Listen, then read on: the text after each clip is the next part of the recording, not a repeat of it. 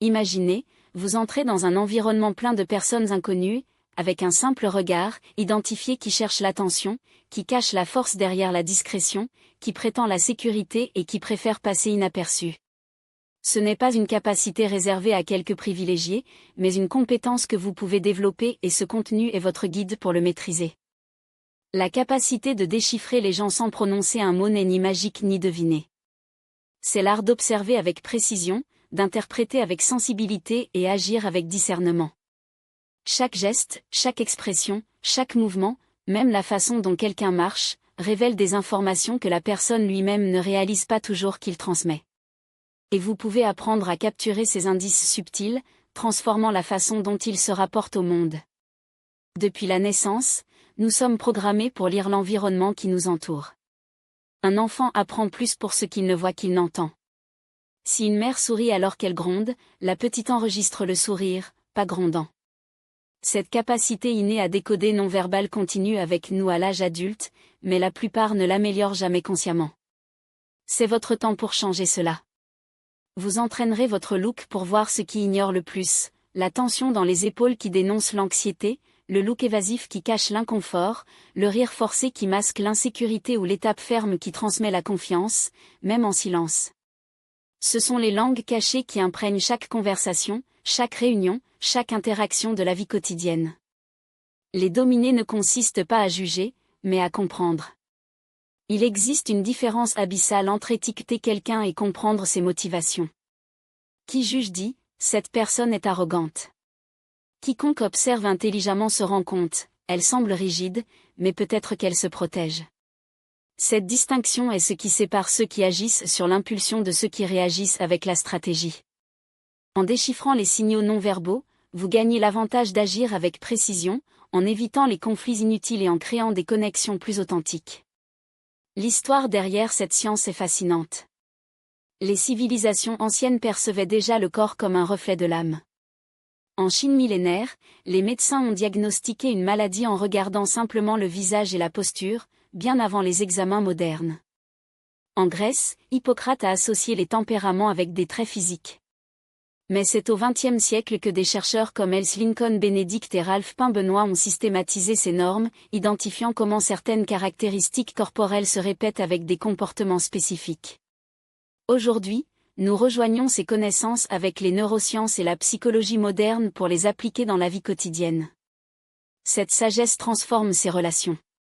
Combien de fois vous êtes-vous demandé si quelqu'un était sincère? Si cette nouvelle connaissance était fiable? Si votre patron était vraiment ennuyé ou avait simplement un moyen plus direct de communiquer? Lorsque vous apprenez à lire au-delà des mots, vous arrêtez de deviner et interpréter des signaux concrets. Et qui interprète correctement prend de meilleures décisions. Imaginez ne pas réagir émotionnellement à une expression fermée, car il comprend que derrière il peut y avoir du stress, de la peur ou de la fatigue simple. Imaginez adapter votre approche pour générer de l'empathie et construire de vrais liens plutôt que de perdre des opportunités de malentendus. C'est la puissance de ceux qui dominent le langage silencieux. Ce contenu ne le transformera pas en un lecteur d'esprit, mais un observateur passionné. Vous remarquerez des modèles comportementaux, car certains types physiques sont répétés accompagnés d'attitudes prévisibles. Vous constaterez qu'un visage détendu ne signifie pas toujours la tranquillité et qu'un large sourire peut être une armure contre le rejet.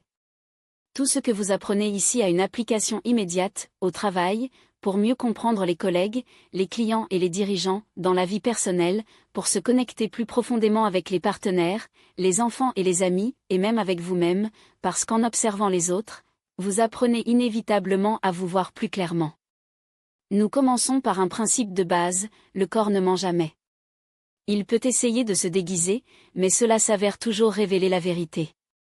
Lorsque vous savez quoi rechercher et comment interpréter, vous remarquerez des détails qui sont passés inaperçus. Quelqu'un peut dire « d'accord » avec la mâchoire s'écrase et les épaules tendues, que « ok » n'est pas authentique. Soit vous pouvez parler en toute sécurité, mais déplacer nerveusement vos doigts ou vous balancer le pied sans vous arrêter. Que les gestes ne sont pas décontractés, ce sont des messages que le corps envoie lorsque la bouche est silencieuse. Tout au long de ce cours, nous explorerons non seulement les types de personnalité et de langage corporel, mais comme ils se manifestent dans différents contextes. Une personne peut être affirmée au travail, mais retirée dans la famille, pas une contradiction, mais des couches de sécurité, une pression sociale et la nécessité d'approbation. Vous apprendrez à identifier ces matchs sans avoir à poser une seule question. Il développera également la capacité de reconnaître les premiers signes de manipulation, d'agression voilée ou de soumission émotionnelle. Non pas devenir un détective de l'intention, mais pour se protéger, mener à bien leurs relations et répondre stratégiquement. La maîtrise de cette langue silencieuse, c'est comme avoir des sous-titres dans un film que tout le monde regarde sans audio, vous voyez les détails, anticipez les prochaines étapes et agissez avec avantage. Imaginez entrer dans une négociation déjà en sachant ce que pense vraiment l'autre côté, avant même d'ouvrir la bouche. C'est l'avantage de ceux qui déchiffrent l'invisible. Mieux encore, vous pouvez commencer à développer cette compétence aujourd'hui. Identifiez à l'époque si l'autre personne n'est pas en sécurité, dominante ou défensive. Ce n'est pas seulement un avantage, c'est une révolution dans la façon dont vous interagissez avec le monde. Et cet audio-libro ne se limite pas à montrer comment décoder ces signes, il révèle comment former cette capacité jusqu'à ce qu'elle devienne instinctive. Analyser les gens n'est pas un cadeau, c'est la discipline. Comment apprendre une langue? Au début, les mots semblent étranges, les gestes semblent aléatoires. Ensuite, vous commencez à reconnaître les normes. Jusqu'à ce que, soudain, ils coulent. Ici, vous apprendrez à parler la langue du corps humain, non pas par le biais de théories abstraites, mais à travers de vrais exemples, des cas concrets et des scénarios que vous vivez chaque jour. Aucune règle n'est nécessaire. Il suffit d'aiguiser votre look, d'améliorer votre présence et d'élargir votre conscience. Préparez-vous à voir des gens d'une manière que vous n'avez jamais imaginée. À partir de maintenant, vous n'entendrez pas simplement avec vos oreilles. Vous écouterez avec vos yeux, parce que chaque être humain parle, même lorsqu'il est silencieux. Et dans les 5 prochaines heures, vous maîtriserez ce code silencieux qui est partout, mais seuls quelques-uns peuvent déchiffrer. Mais avant de plonger profondément, faites-le maintenant. Laissez dans les commentaires à partir des commentaires dans quelle ville vous écoutez cet audio-libro et si ce message a résonné avec vous. Et si vous souhaitez vous assurer que vous ne perdez aucun outil pour transformer votre façon de vous connecter, abonnez-vous à la chaîne dès maintenant. La connaissance qui change des vies ne s'attend pas, et vous ne devriez pas. Chapitre 1. Les bases psychologiques derrière le look du déchiffrement. Chaque personne porte une histoire écrite dans son propre corps. La voix de la marche, le ton de la voix de la position assise, le positionnement des mains, un geste éphémère ou un micro-man oral, c'est un message direct de ce qui se passe à l'intérieur. La clé pour analyser quelqu'un est dans la vérité psychologique indéniable, l'esprit et le corps ne sont pas des entités distinctes. Toute pensée, émotion ou impulsion laisse une marque physique. Ce qui est à l'intérieur se reflète à l'extérieur. Cette connexion est si directe que nous pouvons souvent anticiper l'état émotionnel d'une personne avant même de parler. Par exemple, ceux qui vivaient des situations d'humiliation répétées ont tendance à plier légèrement leurs épaules, non pas comme un choix conscient, mais comme une réflexion corporelle apprise, une armure invisible contre le monde. Votre posture n'est pas seulement physique, c'est la signature d'une histoire non cotée. La psychologie et les neurosciences modernes ont confirmé ce que les philosophes soupçonnaient depuis des siècles, le corps est une extension du système nerveux. Quand quelqu'un est tendu, stressé ou anxieux, ce n'est pas seulement le souffle qui change, c'est la voix, le look, la posture, l'énergie qui émane. L'inverse est également vrai, une personne sûre, connectée et confiante prend de la place, maintient le contact visuel, la marche avec la fluidité. Ce n'est pas une coïncidence. Il s'agit d'un circuit de rétroaction constant entre le corps, l'esprit et la personnalité. Et c'est précisément ce circuit que vous pouvez apprendre à lire. Avec l'attention et sans préjudice, il est possible d'interpréter avec une précision surprenante ce qui se passe avec ceux qui sont devant vous. Allons à un exemple pratique, imaginez 3 candidats dans une salle d'attente pour un entretien d'embauche. Le premier est rigide, le dos droit mais tendu, mains entrelacées, la mâchoire s'est contractée. La seconde. Il semble détendu, la jambe croisée, le bras reposant à l'arrière de la chaise, en regardant le téléphone portable, mais en balayant la pièce avec le coin de l'œil toutes les 2 minutes. Le troisième est incliné vers l'avant, lisant un document, secouant un pied sans s'arrêter. À première vue, tout le monde attend. Mais leur corps crie. Le premier peut avoir du mal à contrôler l'anxiété. Le second veut transmettre la confiance, mais est en état d'alerte. Le troisième? Pure anxiété. Si vous ne savez pas lire ces signes, vous ne verrez que la surface. Mais si vous les déchiffrez, vous saurez qui prétend la sécurité, qui est vraiment tendu et qui se sent mal à l'aise. Ces détails font toute la différence, dans la façon dont vous interprétez la scène et comment elle en agit. La posture est l'une des pistes les plus puissantes. Quelqu'un qui marche avec les épaules en arrière, regardant les bras avant et lâche transmet la sécurité, mais cette sécurité est-elle naturelle ou construite? Déjà une posture incurvée, une tête baissée et des bras collés sur le corps révèlent généralement le recyclage, la timidité ou le besoin de protection. Bien sûr, aucun geste ne doit être analysé de manière isolée. Le secret réside dans les normes, les répétitions, dans le contexte. La biologie nous donne une structure, mais l'expérience du comportement des sculpte. Une personne de constitution robuste peut marcher légèrement, une autre apparence fragile peut soutenir un aspect ferme et dominant. Voir au-delà de l'évidence est ce qui sépare l'observateur commun du véritable décodeur du comportement humain. Un autre signe révélateur est le tonus musculaire. Vous n'avez pas besoin d'être un expert pour réaliser si quelqu'un se déplace avec la tension ou la fluidité. Les muscles du visage, du cou et des mains sont particulièrement éloquents. Ceux qui froncent constamment les dents ou pressent les lèvres portent un poids interne, cela peut être préoccupant, la colère contenue, le stress chronique ou simplement une habitude posturale façonnée par des années de bataille non résolues. De petits détails, comme tenir un stylo serré, frotter vos mains, incliner votre cou sur le côté ou garder les sourcils arqués, sont des manifestations somatiques de ce qui se passe dans l'esprit. Le corps est l'écran où les émotions se peignent. Mais comment former l'esprit pour voir ce que les autres ignorent? La première étape consiste à apprendre à observer sans distraction. Nous vivons dans un monde hyperestimulé où les gens regardent sans voir. Voir n'est pas la même chose que l'observation avec intention. Pour analyser quelqu'un, vous devez sortir du pilote automatique et activer l'attention consciente. Et ceci est formé quotidiennement. La prochaine fois que vous êtes dans un café, des transports publics ou une réunion, arrêtez-vous et notez. Comment les gens se positionnent-ils dans l'espace? Où les pieds pointent-ils? Comment utilisent-ils leurs mains lorsqu'ils parlent? Ne jugez pas, inscrivez-vous simplement. Plus vous exercez ce muscle, plus il capturera rapidement des modèles qui sont passés inaperçus. La deuxième étape, et peut-être la plus cruciale, est de cultiver la neutralité interne. L'analyse n'est pas la même chose que la formation d'opinion. La plupart des gens observent à travers le filtre de l'ego, j'aime ça, je ne lui fais pas confiance, a l'air étrange, transmet la confiance. Cet objectif déforme la réalité. Pour voir clairement, vous devez suspendre les jugements. L'observation pure n'a pas de côté. Elle révèle-t-elle? Et c'est dans cet espace de neutralité que la véritable lecture du comportement humain devient possible. Vous devez retirer les étiquettes de ce que vous voyez. Une posture incurvée n'est pas synonyme de faiblesse, elle peut être le poids d'une responsabilité invisible, d'une habitude de protection ou même du reflet des heures avant un écran. Un regard qui s'enfuit n'est pas nécessairement un mensonge, mais c'est peut-être la peur d'être jugé, la timidité de ceux qui ne se sentent pas à l'aise ou la prudence de ceux qui ont été trahis auparavant. Lorsque votre esprit passe avec des conclusions instantanées, vous fermez la porte à une véritable compréhension. Le secret est de voir sans réagir, d'observer sans l'urgence d'interpréter.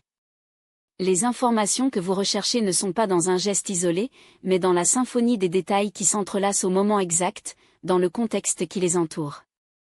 Un soupir peut être un soulagement ou une démission, un sourire, une sincérité ou un masque. Seule l'observation attentive et détachée révèle la différence. Lorsque vous améliorez cette capacité, quelque chose d'extraordinaire commence à se produire, votre perception du monde se développe. Les rues ne sont plus un flux anonyme de corps et devient une étape d'histoire un peuple. Vous voyez la femme qui marche à paix. Reprise, avec un aspect fixe sur le sol, et comprend que ce n'est pas seulement la hâte qui le déplace, c'est l'habitude de se faire petit, d'éviter l'inconfort d'être noté. Il reconnaît l'homme qui sourit facilement mais garde les bras croisés comme une barrière invisible, utilisant la sympathie comme armure contre la vulnérabilité. Il se rend compte de celui qui parle avec enthousiasme, mais dont le corps rétrécit à chaque mot, trahissant la déconnexion entre le discours et l'émotion réelle. Et c'est à ce stade que sa capacité d'interaction se transforme. Vous n'agissez pas à partir d'hypothèses, mais d'une véritable compréhension, et cela change tout. Ce chapitre n'est pas un manuel de raccourcis. Il ne s'agit pas de décorer des signaux ou d'appliquer des formules prêtes à l'emploi, car ce serait de réduire la complexité humaine aux clichés superficiels. Le but ici est de reprogrammer votre façon de voir. En voyant en profondeur, il faut de la pratique, cela vous oblige à faire taire le bruit intérieur et à vous permettre d'apprendre de ce qui est devant vos yeux. Les avantages, cependant, sont incommensurables. Vous commencerez à anticiper les conflits avant qu'ils explosent, pour comprendre les besoins qui ne sont jamais verbalisés, pour identifier les manipulations déguisées en gentils. La lecture visuelle n'est pas une astuce, c'est une forme d'intelligence. Une intelligence qui vous permet de naviguer plus clairement dans le monde, sans être trompé par les apparences, mais aussi sans tomber dans le piège du jugement hâtif. Lorsque vous dominez cette capacité, vous ne déchirez pas les autres, vous lisez le moment, le contexte et, surtout, l'impact que vous avez sur eux. Le véritable observateur ne se limite pas à l'analyse, il s'adapte, ajuste votre approche et transforme ainsi les interactions autour de vous. C'est le véritable pouvoir de savoir lire les gens, ce n'est pas le contrôle, c'est une connexion consciente. Chapitre 2, Types humains et leurs marques externes.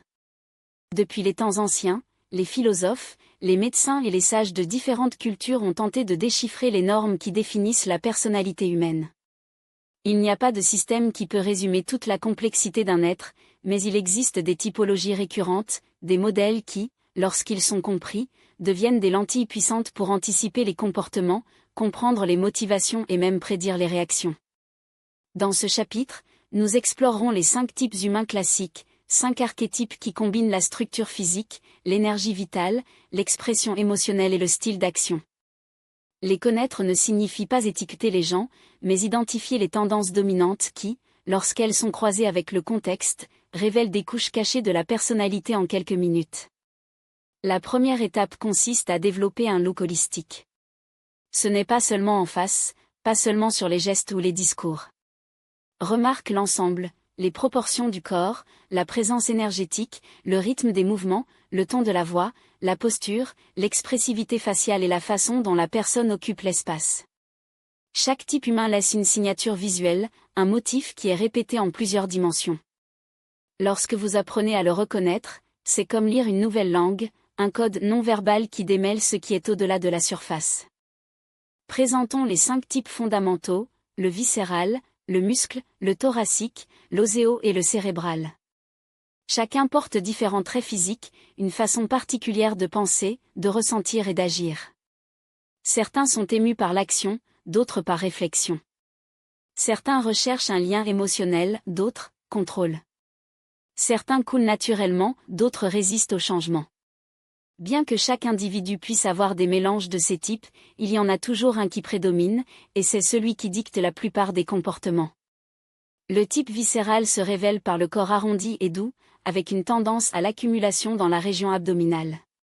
C'est la personne qui cherche le plaisir sensoriel, la nourriture savoureuse, la touche confortable, l'atmosphère accueillante. Son rythme s'arrête, son expression, détendue. Dans une conversation, il transmet la chaleur, l'accessibilité, une disposition naturelle pour le contact social. Cependant, cela peut éviter les confrontations à tout prix, préférant l'harmonie superficielle à l'authenticité inconfortable. Observez quelqu'un qui sauve chaque bouchée, qui se réjouit de texture ou incapable d'être facilement secoué, vous êtes probablement confronté à un viscéral. Sa posture est détendue, ses gestes, doux, son regard, accueillant. Son moteur n'est pas une ambition ni une concurrence, mais un bien-être immédiat. Le type musculaire, à son tour, rayonne une présence physique active et ferme. Nous ne parlons pas nécessairement de quelqu'un qui s'entraîne, mais d'une structure qui ressemble à une action, les épaules larges, les muscles définis, même subtilement, un sol décidé. Cette personne doit faire, résoudre, intervenir. Il n'est pas arrêté longtemps, vos mains sont toujours occupées, votre discours est simple, votre look, affirmé. Dans le domaine émotionnel, il est moins introspectif et plus pragmatique, préfère agir pour réfléchir pendant longtemps. Vous le trouverez dans des professions qui nécessitent une exécution, que ce soit dans le sport, le leadership opérationnel ou dans l'artisanat. Si quelqu'un propose d'aider avant même de demander, si votre énergie déborde même en silence, si votre corps semble toujours prêt pour le prochain mouvement, vous faites face à un muscle. Votre force n'est pas seulement physique, c'est une volonté qui se manifeste dans l'espace qu'il occupe. Le type de poitrine est une pure émotion en mouvement. Votre corps a tendance à être plus léger, avec une poitrine élargie et des extrémités délicates. C'est la personne qui parle avec ses mains, qui rit fort, qui est ravie, et décourage facilement. Son énergie est contagieuse, ou épuisée, selon la dose. Il se connecte aux sentiments, vit, a besoin de l'autre pour se sentir complet. Ses gestes sont larges, sa voix a des variations dramatiques, son visage est un miroir d'émotions qui le transmettent en temps réel. Il peut être impulsif, hypersensible ou irrésistiblement charmant. Observez cette personne qui, sans s'en rendre compte, retient votre attention avec votre enthousiasme, ou qui, en quelques minutes, vous laisse épuiser avec votre intensité. Le thoracique ne sait pas exister en demi-teinte, soit euphorique, soit abattu mais jamais indifférent. Sa plus grande force est la capacité de créer des connexions instantanées, votre plus grand défi, maintenez l'équilibre interne. L'intensité est votre signature. C'est le thoracique. Son besoin le plus profond n'est pas seulement d'exister, mais de se faire sentir, et il est en train de le rendre clair dans chaque geste, dans chaque expression qui échappe à son corps comme si c'était sa propre langue. Il n'y a aucune subtilité en votre présence, il y a de l'urgence. Il ne demande pas d'attention, il l'exige, non pas par l'égoïsme, mais parce que sa propre essence dépend de cette reconnaissance externe pour valider. Vos bras se déplacent avec amplitude, votre voix module entre les soupirs et les explosions, vos yeux brillent ou sortent à une vitesse qui décline. Il n'y a pas de terrain d'entente, soit il illumine l'environnement avec son énergie, soit le vide avec son absence soudaine. Déjà le type d'os, ou creux, comme certains systèmes le classent, est le contraire dans presque tout. Là où le thoracique prend de la place, il se cache entre les lignes. Son corps est une silhouette angulaire, presque ascétique, os marqués, muscles discrets, une structure qui semble contenir, pas pour l'expansion. Ce n'est pas fragile, c'est économique. Chaque mouvement est calculé, chaque mot, lourd. Il n'y a pas de gaspillage d'énergie ou d'émotion. Votre posture peut se pencher légèrement vers l'avant, pas par soumission, mais parce que votre objectif est toujours sur le monde si le monde extérieur était un bruit à filtrer. Son expression faciale est un puzzle. Les yeux peuvent être profonds, presque hypnotiques, mais révèlent rarement ce qui se passe derrière eux. Il ne fait pas froid, c'est sélectif. Préfère la logique du drame, la structure de l'improvisation et dans une conversation, vous pouvez passer quelques minutes en silence avant de publier une observation aussi précise que cela vous fait vous demander pourquoi vous ne l'aviez pas remarqué auparavant. Ce n'est pas timide, il est stratégiquement réservé. Il n'évite pas le contact de peur, mais parce que la superficialité l'exhauste. Il est courant de le trouver dans des environnements où la profondeur est valorisée, les bibliothèques, les studios-lits où vous pouvez plonger dans vos pensées sans l'obligation d'effectuer. Et puis il y a le cerveau, l'architecte des interactions humaines. Votre corps ne suit pas un schéma tel que défini comme d'autres types, mais son énergie est indubitable, c'est l'observateur qui est toujours à 3 pas en avant. Ce n'est pas nécessairement introverti, il peut même être sociable, mais votre esprit n'arrête jamais de traiter. Ses gestes sont minimes, presque cliniques, un ajustement dans les vers, un doigt soutenu sur le menton, un look qui semble disséquer chaque mot avant de répondre. Ce n'est pas distant, c'est méthodique. Votre discours est exact, exempt de fleurs, et vos questions sont souvent plus incisives que vos déclarations. Il n'est pas réalisé par l'émotion du moment car sa priorité est de comprendre avant d'agir. Cela peut sembler froid, mais ce n'est pas un manque d'empathie, c'est la prédominance d'un système qui privilégie l'analyse. Obéissez à la réaction. C'est le type que vous trouvez planifié, organisé, anticiper des scénarios. Dans un groupe, c'est celui qui remarque le détail que tout le monde a ignoré, qui remet en question la prémisse que personne n'a osé défier. Bien sûr, ces 5 catégories ne sont pas des boîtes rigides. La vie est fluide et les gens, surtout. Vous pouvez trouver un viscéral avec l'intensité émotionnelle d'un thoracique, ou un muscle avec l'esprit analytique d'un cerveau. Mais il y a toujours un schéma dominant, une fréquence qui définit comment cette personne perçoit le monde, comment il réagit aux stimuli, surtout, comment il doit être traité afin que la connexion soit authentique. Et c'est là que réside le pouvoir de cette connaissance. Imaginez pouvoir adapter votre communication non pas pour l'intention, mais par compréhension. Un client viscéral ne veut pas de données, je veux de l'expérience, l'odeur du café frais, la texture du tissu, le sentiment d'appartenance que votre produit peut offrir. Un thoracique n'est pas convaincu d'arguments froids, il se rend quand il sent que vous vibrez à la même fréquence que lui. Déjà l'os ? Respectez votre silence, offrez une logique, donnez-vous de la place au traitement. Muscle veut l'action, les résultats, le mouvement. Et le cérébral ? Structure, clarté, réponse qui élimine les inconnus. Ce n'est pas une manipulation. C'est une empathie appliquée. C'est la différence entre parler à quelqu'un et parler à quelqu'un. Dans les prochains chapitres, nous disséquerons chacun de ces types non seulement par la surface, à mesure qu'ils se déplacent, comme ils parlent, mais pour ce qu'ils révèlent sur leurs peurs, leurs désirs et leurs mécanismes de décision. Vous verrez comment un viscéral agit sous pression, comment un cerveau négocie, comme un os aime. Et pendant que vous entraînez ce look, quelque chose d'extraordinaire se produira, les gens ne seront plus criblés et deviendront des livres ouverts.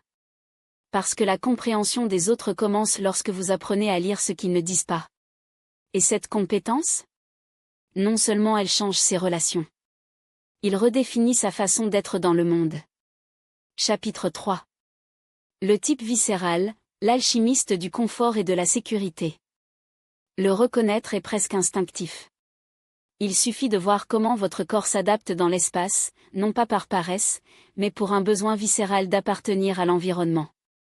Sa silhouette a tendance à être arrondie, douce, avec une douceur qui déborde des gestes, peu de muscles définis, une tendance à conserver la chaleur, et les émotions, dans les couches les plus superficielles. Ce n'est pas une chance. Ce corps est une carte de ses priorités, plaisir immédiat, stabilité, poursuite infatigable d'un refuge sûr dans un monde qui lui semble souvent hostile.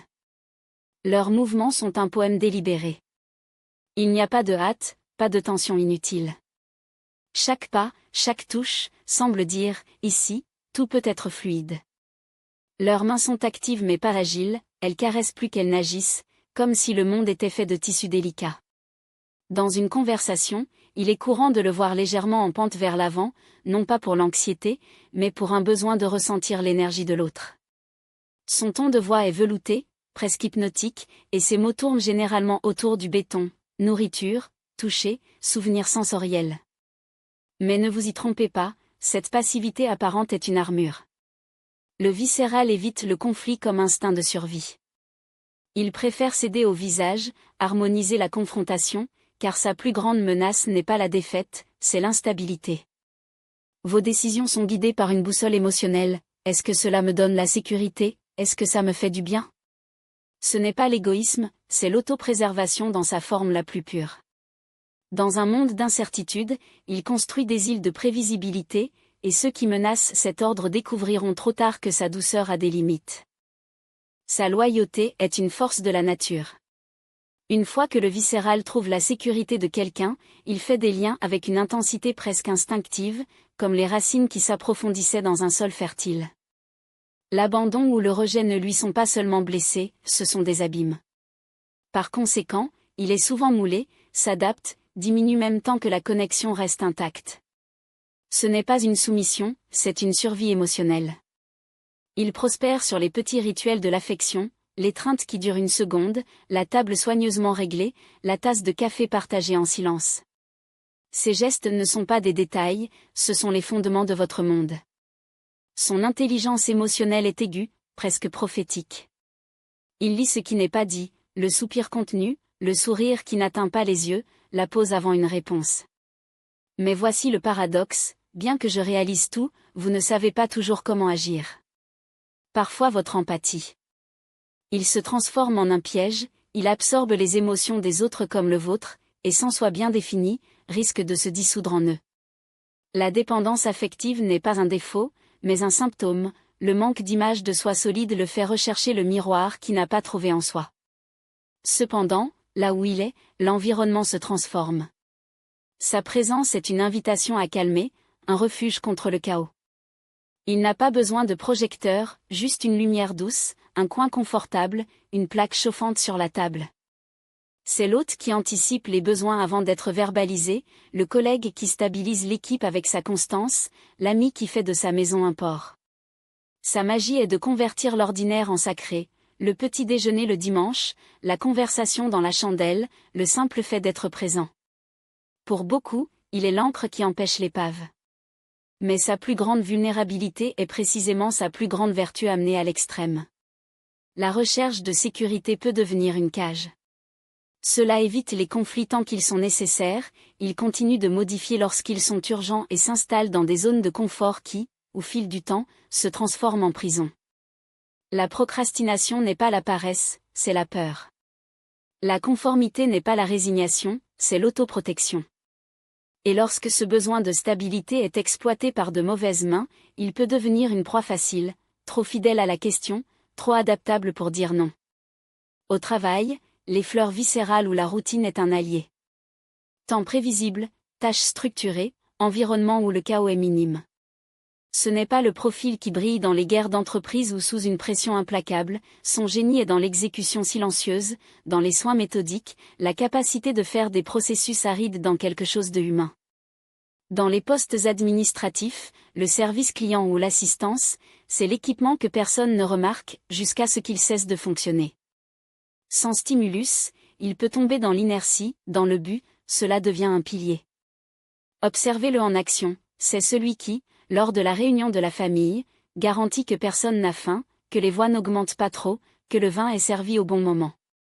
Ce n'est pas le centre d'attention, mais sans lui, le groupe s'effondre. Au bureau, c'est le collègue qui ne se plaint jamais, qui résout les problèmes avant de voir les crises, qui préfère le « toujours été » à l'incertitude de l'innovation. Dans les relations, c'est le partenaire qui aime avec un dévore silencieux, qui a besoin de caresses comme les autres ont besoin d'air, qui craint la distance comme présage d'abandon. Parfois, vous vous oubliez sur l'autel de « nous ». Comprendre le viscéral est de comprendre que la sécurité n'est pas un coup de tête, mais une nécessité vitale. Il ne s'agit pas de l'étiqueter, mais de reconnaître comment ce modèle se manifeste, dans certains, comme une symphonie, dans d'autres, comme un murmure. Chaque geste, le moyen de tenir une tasse, d'hésitation avant de parler, la façon dont il organise l'espace environnant, est un code. Le déchiffrer n'est pas envahissant, il est vu. Et quand vous apprenez à voir au-delà de la surface aimable, vous découvrez un univers, des peurs qui n'osent pas avoir un nom, désirs qui ne gagnent qu'une voix en silence, une résilience forgée dans l'art de rester entier dans un monde qui accorde une fragmentation. Si vous voulez l'influencer, oubliez la logique froide ou la pression. Parlez la langue qu'il comprend, le bien-être. Présent les changements comme des extensions de ce qu'il aime déjà, pas comme des ruptures. En persuasion, votre discours doit être un câlin, lisse mais ferme, pratique mais affectueuse. Dans une négociation, rappelez-vous, votre plus grande terreur ne perd pas, elle perd ce que vous avez déjà. Offrez-leur la stabilité en tant que monnaie d'échange, la continuité comme promesse, l'amélioration comme évolution naturelle. Ce n'est pas une manipulation, c'est le respect de votre système de valeurs. Le viscéral n'est pas un puzzle à résoudre, mais une carte à lire. Son corps parle ce que ses paroles omettent, la tension des épaules quand quelque chose le menace, le véritable sourire quand il se sent en sécurité, l'immobilité qui précède une décision difficile. Apprendre à l'interpréter, c'est maîtriser l'art de la connexion sans forcer, de diriger sans imposer, d'aimer sans s'étouffer. Parce que, au fond, comprendre le viscéral, c'est comprendre l'essence même de l'humanité, la recherche appartenant, la peur d'être laissé et la beauté silencieuse de ceux qui construisent la maison où qu'ils se trouvent. Chapitre 4.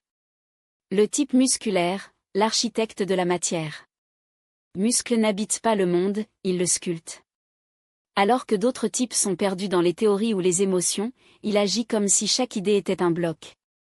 La pierre brute attendant que ses mains prennent forme.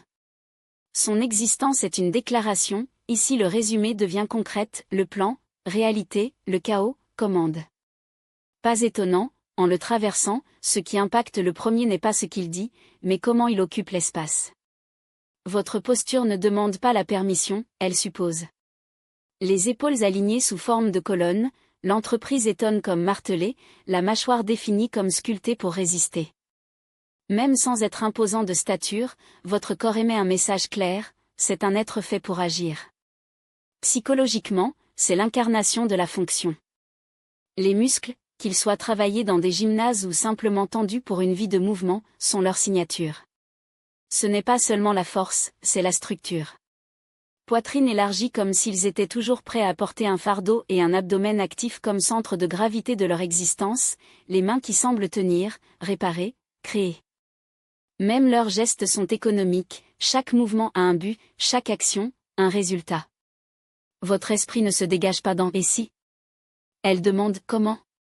Et avant la réponse, vos mains bougent déjà. Dans le langage corporel, le muscle est l'antithèse du doute. Il n'y a pas d'hésitation dans votre promenade, pas d'ambiguïté dans votre regard. Lorsqu'il parle, il suit souvent des mots avec des gestes précis, pas pour la nervosité, mais parce que la réflexion et le fait sont des actes simultanés pour lui. Vos mains sont toujours occupées, ajustées, sur « construire ». Jusqu'à ce que lorsque vous êtes arrêté, il y a une énergie latente, comme un moteur à point mort, prêt à accélérer. Il ne discute pas de convaincre, il démontre. Il ne promet pas livraison. Et si quelque chose se casse, cela ne le regrette pas, prenez l'outil et réparez-le. Parce que pour le muscle, le monde n'est pas un endroit pour interpréter, mais pour être transformé. Votre corps ne reste pas immobile lorsqu'il n'y a pas de tâches explicites. L'énergie qui le déplace n'est pas de l'anxiété, mais un besoin viscéral d'intervenir, de laisser des marques tangibles dans le monde. Vous ne vous sentez pas complet si vous ne faites pas, réparer, organiser, créer. Vos mains ne connaissent pas l'oisiveté et votre esprit ne tolère pas l'inertie. En parlant, sa voix porte la même force que ses mouvements, fermement, avec franchise, avec un volume qui ne demande pas la licence pour prendre de la place. Il n'y a pas de mélodrame dans ses mots, mais un émoussé qui ne laisse aucune place pour le doute.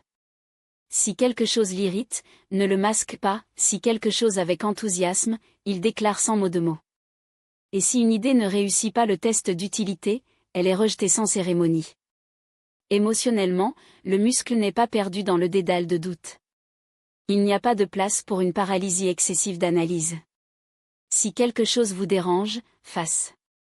Si quelque chose vous attire, cela s'en va. Si un problème se pose, il résout. Cette capacité à transformer le sentiment en action, sans blocage, sans hésitation, est l'une de ses plus grandes vertus. Ce n'est pas un type donné à une introspection profonde ou à une subtilité émotionnelle, mais sa loyauté est le granit, son engagement est l'acier et son sens du devoir est incassable. Il valorise l'effort en tant que monnaie d'échange, respecte la discipline en tant que code d'honneur et attend la même chose des autres. Pour lui, les mots sans action sont comme des vérifications des antécédents, ils n'ont aucune valeur. Il peut promettre le monde, mais si vous ne le faites pas, vous perdez votre confiance et vous le rétablissez, cela nécessitera bien plus que des excuses. Dans les relations personnelles, le muscle est un phare. Protège, organise, dirige, non pas par le désir de domination, mais parce que pour lui, est de s'assurer que tout fonctionne. Vous devez sentir que votre présence fait une différence, que votre travail soulage les charges, que vos décisions apportent l'ordre. Si cela signifie porter le poids des autres, prendre des rênes ou résoudre ce qui est cassé, il se fait sans se plaindre. Mais ce n'est pas un serviteur, attendre la réciprocité, le respect, surtout, l'action. La passivité l'irrite, l'indécision, la frustration, théorie sans pratique, l'ennuyer. Il préfère qui, comme lui, voit la vie avec des mains sales et un look ferme. Au travail, c'est l'équipement qui transforme les plans en réalité. Que ce soit en tant que travailleur, commandant, athlète ou chef, votre domaine est en exécution. Persiste, méthodique, résistant à la fatigue, il se sent vivant lorsque le défi nécessite plus que son corps ne peut donner. Tolère la douleur physique comme s'il s'agissait d'une taxe de concurrence et ignore souvent les frontières de peur d'être considéré comme faible. Cet même élan, cependant, peut entraîner une responsabilité épuisée à une responsabilité excessive, l'autocritique implacable en cas d'échec. Parce que, au fond, le muscle est mesuré par ce qu'il construit. L'estime de soi est liée aux résultats, pas aux intentions. Lorsque vous sentez que vous ne produisez pas suffisamment, vous êtes jugé avec une gravité qui ne s'appliquerait pas aux autres. L'un de vos plus grands défis est d'apprendre à s'arrêter. Observez. Pour nourrir non seulement ce que vous faites, mais qui sait. Tellement concentré sur l'action, il oublie souvent que vous avez également besoin de ressentir, de traiter, de vous reposer.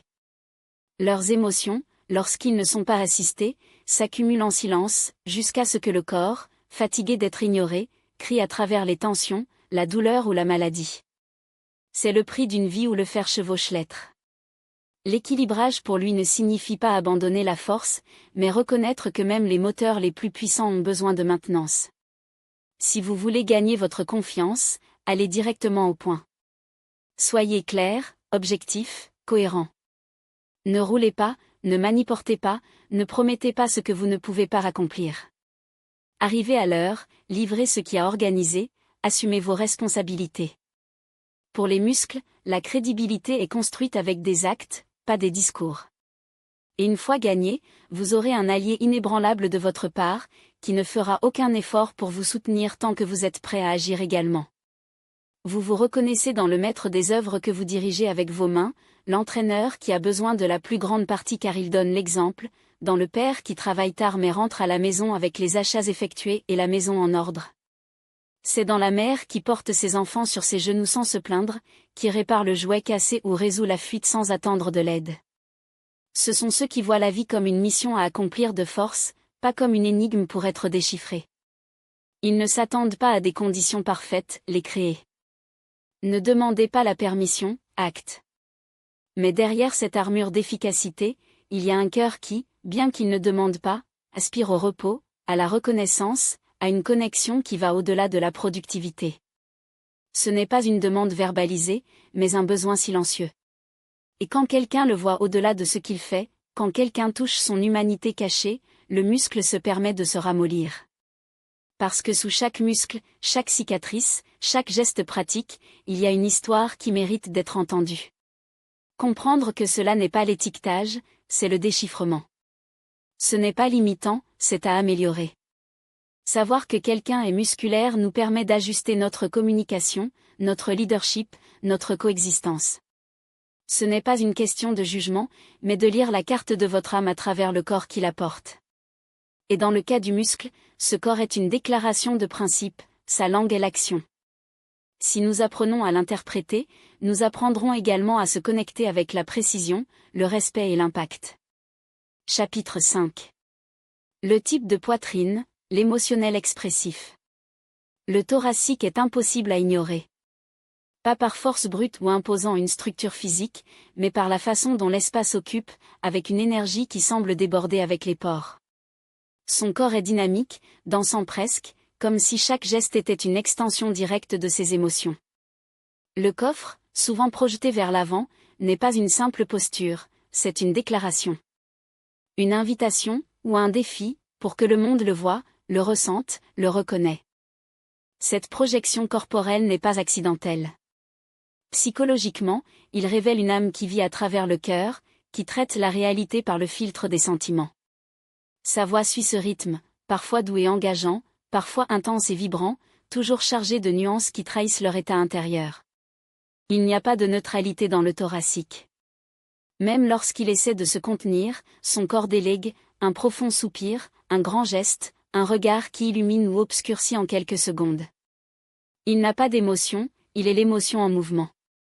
Pour ceux qui regardent attentivement, il est clair que se préparer à déchiffrer un code de subtilité, où chaque geste est une piste et chaque silence, une révélation. Son corps ne crie pas comme le thoracique, ni se développe avec la vitalité du muscle, il murmure. Et c'est précisément dans ce murmure presque imperceptible qui réside sa vérité la plus profonde, un esprit en dialogue constant avec lui-même, un esprit qui pèse chaque mot avant de le laisser s'échapper, un être qui existe plus dans les couches de réflexion qu'à la surface des interactions. Ici, l'émotion n'est pas une rivière débordante, mais un lac profond, calme à la surface, turbulent dans les profondeurs. OSO n'évite pas de ressentir, il le traite. Alors que d'autres types réagissent, il analyse, tandis que d'autres l'expriment, il contient. Pas faute d'intensité, mais pour un besoin intrinsèque de comprendre avant de se rendre. Votre posture fermée, votre bras. Les mains croisées ou leurs mains entrelacées ne sont pas des barrières, mais des boucliers temporaires, un moyen de protéger l'espace sacré où leurs idées mûrissent. Quand ils s'ouvrent enfin, c'est avec une précision chirurgicale, vos mots sont des choix délibérés, vos gestes ont le but, leur présence, voire discrète, porte un poids que peu peuvent ignorer. Ce que beaucoup interprètent comme la distanciation est, en fait, une forme de présence sélective. L'OSO ne gaspille pas l'énergie dans les interactions vides, il investit dans des liens qui valent l'effort de quitter sa forteresse intérieure. Son mouvement des mouvements n'est pas le manque de chaleur, mais la preuve que pour elle, le sens dépasse le montant. Un regard étendu, un signe de tête lent, un sourire rare, ces petits actes sont des pièces de trésor émotionnel qu'il donne uniquement à ceux qui méritent. Et c'est là que réside votre pouvoir, dans la capacité d'observer sans être vu, à absorber sans vous exposer. Alors que le thoracique rayonne et le muscle agit, l'OSO écoute. Son intelligence n'est pas seulement intellectuelle, mais intuitive, forgée dans le silence entre les mots, entre les lignes de discours, dans les modèles que les autres ne perçoivent pas.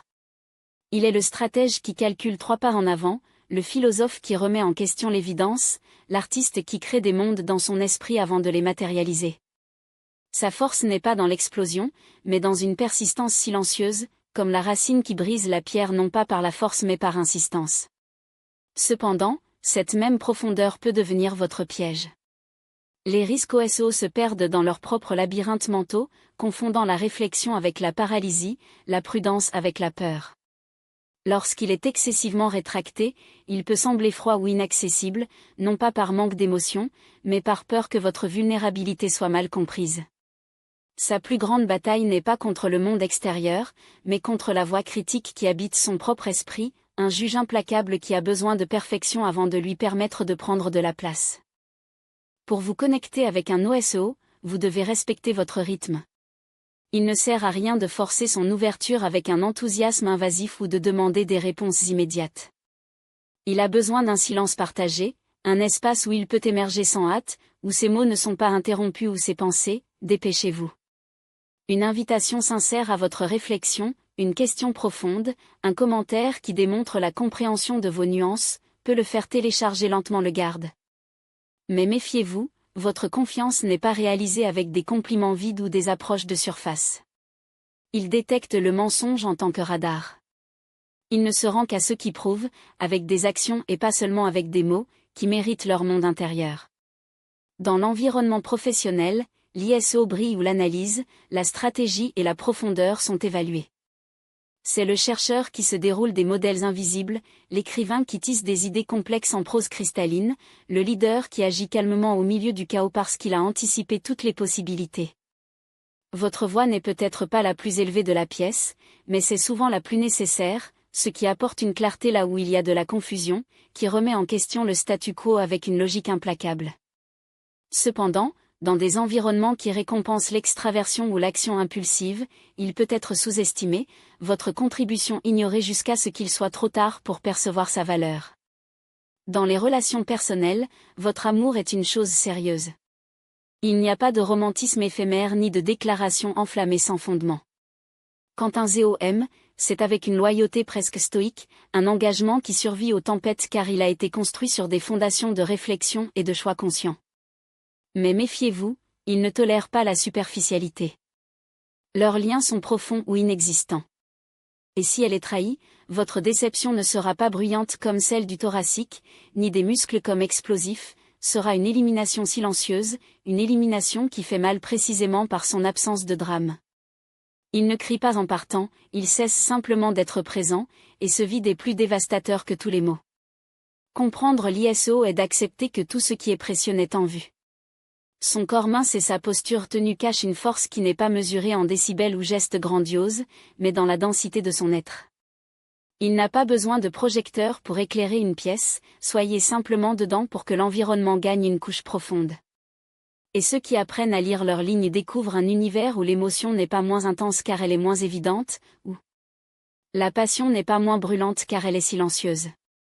Dans un monde qui glorifie la vitesse et l'exposition, l'ISO nous rappelle qu'il y a la sagesse dans la pause, le pouvoir en silence et une beauté unique chez ceux qui choisissent de se sentir profondément avant d'agir. C'est la preuve que la véritable intensité n'est pas en volume, mais en résonance, et que parfois les âmes les plus complexes sont celles que moins d'espace occupent, mais quand ils parlent, ils font arrêter le monde pour entendre. Ustochagne n'est pas disinteste, c'est le contraire. Chaque pause, chaque silence, chaque geste contenu cache une activité mentale si intense que la plupart ne peuvent pas suivre. Ce n'est pas une indifférence, mais un moyen de traiter le monde en couches plus profondes, où l'émotion ne se rend pas à l'impulsion, mais affine au bon moment. Il n'est pas rare de le voir aller chercher les coins les plus réservés d'un environnement, comme si l'excès de stimuli était un bruit à filtrer. Préfère la solitude non pas par le rejet, mais par nécessité, c'est dans ces moments qui rechargent l'énergie que le monde externe consomme avec voracité. Ce n'est pas un orateur, mais un lecteur vorace, ce n'est pas un acteur, mais un spectateur attentif, il n'agit pas par réflexion, mais par délibération. Votre corps parle un langage de précision. La posture est ferme, mais sans l'ostentation de ceux qui cherchent à imposer la présence, c'est la solidité de ceux qui n'ont rien à prouver. Les mains, lorsqu'ils se déplacent, le font avec des économies, un geste calculé, une pause stratégique. Traverser les bras ou les soutenir à l'arrière ne ferme pas, mais un signe qu'il traite, observant autant que les autres l'observent. Sa voix, faible et rythmique, ne cherche pas à convaincre, mais transmet le poids de chaque mot choisi pour doigter. Il n'y a pas de hâte dans vos phrases, oui, il y a la certitude que le silence entre eux fait partie du message. Pour la distraction, il passe inaperçu. Pour l'attention, c'est un livre ouvert de nuances. Il n'interrompt pas, il ne rivalise pas pour l'attention, il ne se rend pas au bavardage vide. Sa contribution n'est pas en volume, mais en densité, une observation qui se réduit au cœur, un conseil qui surgit lorsque le moins attendu, une loyauté qui se révèle non pas dans les gestes grandioses, mais dans une constance discrète. Son intelligence émotionnelle n'est pas montrée dans l'effusivité, mais dans la capacité de voir au-delà des masques sociaux, à offrir un soutien sans tract, à être présent sans exiger des projecteurs. La clé pour le déchiffrer est de comprendre que votre énergie n'est pas dépensée pour la plaire mais pour comprendre. Il ne cherche pas d'impact immédiat, mais des connexions authentiques, même si elles sont rares. Et son regard, loin d'être évasif, est un radar. Il ne s'enfuit pas, balayage. Il pénètre au-delà des mots, mesure la cohérence entre le dit et l'inconnu, entre le geste et l'intention. Vous pouvez maintenir votre look pendant des secondes précises, comme si elle était calibrée de la sincérité de l'autre, avant de baisser les yeux non pas par timidité mais de traiter. Votre respiration lente et mesurée est le rythme de votre esprit, chaque inspiration, un filtre, chaque exhalation, une idée qui prend forme. Se rapporter avec lui nécessite de la patience. Cela ne vous oblige pas à votre confiance, votre ouverture n'est pas pressée, la dynamique émotionnelle n'est pas imposée qui ne résonne pas avec leurs besoins de structure. Mais quand il choisit de se rendre, le lien qu'il offre est profond, durable, presque indestructible. C'est le type de personne qui écoute sans juger, conseille sans imposer et est présent sans avoir le centre. Au milieu du chaos, c'est le refuge sûr, face à l'impulsion, c'est la voix de la raison, au milieu du bruit émotionnel, c'est le ancora qui n'oscille pas. Et voici votre plus grande puissance, elle n'est pas facilement manipulable. Son scepticisme naturel le protège des pièges émotionnels, et sa déconnexion apparente est en fait une stratégie. Alors que beaucoup voient la distraction, il absorbe tout, analyse les contextes, anticipant les conséquences, tissant des conclusions en silence.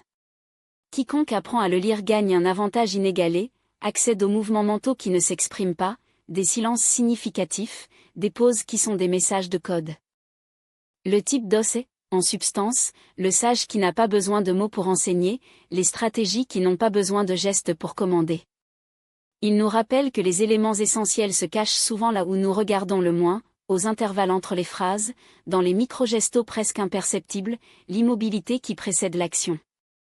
Votre corps est un puzzle qui ne se révèle qu'à ceux qui ont la patience d'observer et la sensibilité à interpréter. Et quand nous l'avons finalement déchiffré, nous constatons que sa présence discrète garde un inter. Une carte subtile à comprendre non seulement, mais la nature humaine elle-même dans sa forme la plus introspective et la plus authentique. Chapitre 7. Le type de cerveau, l'observateur analytique. Ici, la pensée habite non seulement l'esprit, il le domine. Le type de cerveau est l'incarnation d'une analyse pure, une introspection constante, une élaboration silencieuse d'idées qui franchissent rarement le seuil des lèvres. Il vit plus en lui-même que dans le monde physique, déchiffrer, traiter, consacrer chaque détail autour de lui avec une précision presque clinique. Dès le premier aspect, il transmet une réserve calculée, comme si elle ajuste les lentilles invisibles avant d'autoriser toute approximation. Son visage est un territoire neutre, où les gestes grandioses n'ont pas de place. Au lieu de cela, ce sont les micro-gestos qui trahissent leur activité interne, un léger froncement de sourcils des sourcils en absorbant les informations, un clignotement pose tout en connectant les points mentaux, un mouvement presque imperceptible des yeux qui balaient l'environnement à la recherche de modèles. Contrairement aux types plus viscéraux, il ne recherche pas des connexions émotionnelles instantanées. Tout d'abord, analyser. Ensuite, il évalue. Ce n'est qu'alors, peut-être, permettez-vous d'interagir. Votre corps tend à une posture légèrement fermée, les épaules légèrement incurvées vers l'avant, car elles protégeaient non pas le flux physique mais ininterrompu de pensée. Ce n'est pas nécessairement une timidité, c'est une priorité. L'esprit vient avant, l'action plus tard. Il marche avec un rythme constant, ni accéléré ni distrait. Votre attention n'est pas sur les autres, mais dans les idées que les autres déclenchent. Il est profondément indépendant, indifférent à la validation externe, opposé au protagonisme. En groupe, cela passe inaperçu non pas par hasard, mais par choix, préfère observer, absorber, démonter chaque interaction dans les composants analysables. Leurs respirations ne sont pas immédiates, ils sont réfléchis, souvent précédés d'une pause qui dénonce le travail interne de filtrage, de classification, de réponse. Le reconnaître est simple pour ceux qui savent chercher, tandis que les autres réagissent, il en doute. Ne fait aucune déclaration, posez des questions, non pas pour doute, mais par méthode. Ne cherche pas de réponse prête à l'emploi, recherche. Pas du doute à vous-même, mais parce qu'il faut explorer chaque angle avant de former une conviction. Quand il parle, il le fait avec une chirurgie verbale, chaque mot est mesuré, chaque pause est intentionnelle. Il n'y a pas d'exagération dans votre discours, pas de déclaration superflue. Sa voix transporte une sérénité presque mathématique, parfois monotone aux oreilles hâtives, mais toujours alignée sur sa vision du monde. Ils n'ont pas besoin de soulever le ton à entendre, leur autorité émane de ce qu'ils disent, pas comment ils disent. Derrière cette froideur apparente, cependant, il fait passer un univers émotionnel profond, bien que méticuleusement organisé. Contrairement au type viscéral, qui externalise leurs émotions avec intensité, le cerveau les catalogue, les dissèque et les révèle que lorsqu'il juge nécessaire. La connexion à eux nécessite un rituel de patience, l'ouverture d'un coffre-fort avec un marteau n'est pas forcée. Les pressions d'intimité immédiate seront lues comme des invasions, et le résultat sera une collection encore plus grande. Mais lorsqu'un espace fiable est offert, pas de charge, pas de bruit, il se déroule lentement, partageant des idées d'une profondeur que peu peuvent atteindre. Ce sont des conseillers naturels. Son point de vue est exempt de jugement précipité parce qu'il voit des normes ou d'autres voient le chaos.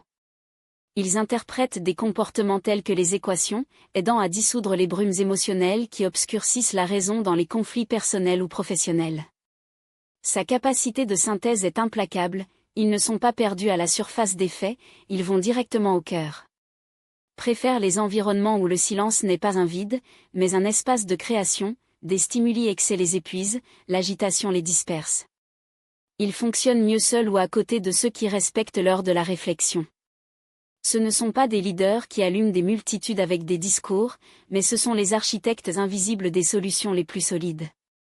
Dans les crises qui nécessitent un rhume, une logique incassable, une logique et une stratégie à long terme, sont irremplaçables. Et ils sont presque toujours les premiers à identifier les défauts qui échappent aux autres. Son habitude de remettre en question l'évidence, de ne rien accepter comme donné, les rend des détectives naturels de la réalité. Pour se rapporter à un tel esprit, la première règle est d'honorer vos silences. Tous les mots vides ne sont pas l'absence, ils traitent souvent leurs mots avec une profondeur que la plupart n'atteignent pas. Non. Interprétez votre confinement comme un désintérêt, ils sont présents, ils n'ont tout simplement pas à l'annoncer avec des gestes théâtraux. Une question comme « Qu'en pensez-vous » ouvre des portes, une accusation comme « Pourquoi ne dites-vous rien ?» les verrouiller. Ils s'épanouissent quand ils sont libres de penser, pas lorsqu'ils sont pressés de répondre. Leurs habitudes mentales sont des rituels, lire, enquêter, connecter des idées qui semblent éloignées. L'abstrait les fascine, la connaissance complexe les dynamise. Ils trouvent du plaisir dans les détails techniques, les systèmes bien structurés, les modèles qui expliquent comment les choses fonctionnent, mais, surtout, pourquoi ils fonctionnent de cette façon. Cette recherche infatigable du sens est son moteur interne, sa boussole existentielle. Cependant, votre plus grande vertu peut devenir votre labyrinthe. Une analyse excessive les paralyse parfois, ils reportent les décisions en attendant le plan parfait, de la variable oubliée, l'angle inconscient.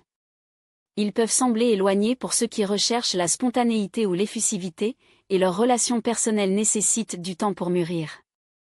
Mais lorsque la confiance est construite, le fidèle est révélé comme peu. Son monde intérieur est si vaste qu'il y a parfois du mal à le traduire en mots simples. Par conséquent, la patience de ceux qui les entourent n'est pas une faveur, c'est une clé. Déchiffrer un cérébral n'est pas une tâche pour l'impatient. Mais ceux qui apprennent à lire leur rythme, à comprendre leur langage et à respecter leur énergie découvrent l'une des personnalités les plus riches. Comprendre un cerveau, c'est accepter que le silence est également le dialogue, que l'esprit peut être un sanctuaire plus éloquent que n'importe quel discours, et que ceux qui parlent le moins sont souvent ceux qui voient le plus, comprennent et doivent offrir le plus. Ils ne sont pas là pour impressionner avec des mots creux, mais pour construire, morceau par morceau, une compréhension plus claire du monde et de l'humain qui l'habite. Chapitre 8. Le corps qui parle sans voix. Le corps humain est un livre ouvert qui ne peut pas être fermé. Même lorsque nous nous enfuit, il continue son monologue ininterrompu. Le langage corporel est la confession involontaire de tout ce que nous sommes, plus honnête que n'importe quel discours répété, plus révélateur que toute promesse. Grâce à un geste éphémère, une posture tendue, un mouvement presque imperceptible, nous transmettons des messages que les autres capturent, souvent sans conscience, mais façonnent la façon dont nous sommes perçus. Master l'art de lire ce code silencieux, c'est démêler une couche cachée de communication humaine. Une traversée d'armes peut être une forteresse ou une simple habitude, une tête baissée, une curiosité ou un scepticisme. Les détails, la direction des pieds dans une conversation, la fréquence avec laquelle quelqu'un touche son propre visage, la vitesse des indices clignotants d'un état émotionnel, d'une intention sans parentage. Ce sont des signes qui, lorsqu'ils sont déchiffrés, nous permettent de voir au-delà des masques sociaux. La première étape consiste à observer les ensembles de gestes, pas les fragments isolés. Un vrai sourire, celui qui ride les coins des yeux, le Duchenne Smile si appelé, est la signature d'une véritable émotion. Déjà un sourire qui ne fait que déplacer les lèvres, sans impliquer le look, est souvent un accomplissement du protocole, poli mais vide. Il en va de même pour le contact visuel. Un aspect ferme et soutenu peut indiquer la confiance ou le défi, un regard qui s'enfuit, qui est perdu dans les coins de la pièce, peut trahir la nervosité, le désintérêt ou, dans des contextes spécifiques, même un mensonge pour inconduite. Les bras croisés, par exemple, sont un puzzle. Dans une discussion animée, ils peuvent être un bouclier, dans une ligne d'attente, juste une position de repos. L'erreur consiste à interpréter le geste sans considérer le reste du répertoire non verbal de la personne. Les mains, à leur tour, sont des blancs crémeux, ouverts et visibles, suggèrent la transparence, cachés ou agités, ils peuvent indiquer de l'anxiété ou quelque chose à cacher. Mais méfiez-vous, le contexte est le juge final. Une main qui joue avec un objet peut être l'ennui, elle peut être une concentration, c'est peut-être l'habitude de ceux qui ont besoin d'occuper leurs mains pour libérer l'esprit. Les mains collaborent également au récit silencieux du corps. Lorsqu'elles sont cachées, rigides ou frottées les unes contre les autres, ils révèlent un terrain fertile pour l'insécurité, la nervosité ou la réserve. Pas étonnant, en période de tension, leurs mains cherchent refuge dans leurs poches ou s'entrelacent comme s'ils essayaient de se protéger. Déjà la posture de les garder derrière le dos, bien que souvent associée à des chiffres d'autorité qui cherchent à concevoir. Troll peut en fait être un mécanisme de confinement, un moyen d'apprivoiser l'anxiété qui menace de déborder par les doigts. Les pieds, à leur tour, sont les traîtres les plus sincères du langage corporel. Précisément parce que peu se souviennent de veiller sur leur position, ils livrent des vérités que leur visage ou leurs mots essaient de cacher. Dans une conversation, si les pieds de quelqu'un se tournent directement vers vous, c'est comme si tout le corps disait je suis ici, présent, intéressé. Mais il pointe vers la sortie ou s'éloigne dans la direction opposée, le message est clair, même si les mots disent le contraire. La posture, ce miroir de l'âme physique, ne ment pas. Une colonne érigée, des épaules alignées et une poitrine ouverte rayonnent la confiance, la présence et la volonté de dialogue.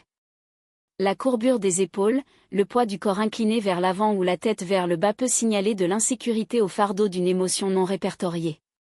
Le fascinant, cependant, survient lorsque nous contrassons la posture avec l'expression faciale. Une personne peut sourire, mais si ses épaules sont tombées et son torse plié, ce sourire peut être un masque, un effort pour masquer l'inconfort, la tristesse ou même la frustration. Ces incongruités entre les canaux non-verbaux sont des phares qui s'allument lorsque quelque chose n'est pas aligné. Et c'est là que réside l'un des principes de communication les plus puissants, lorsque les mots et le corps ne sont pas d'accord, le corps porte presque toujours la vérité. Dans l'espace entre les personnes, la distance et l'orientation corporelle sont des cartes d'intention.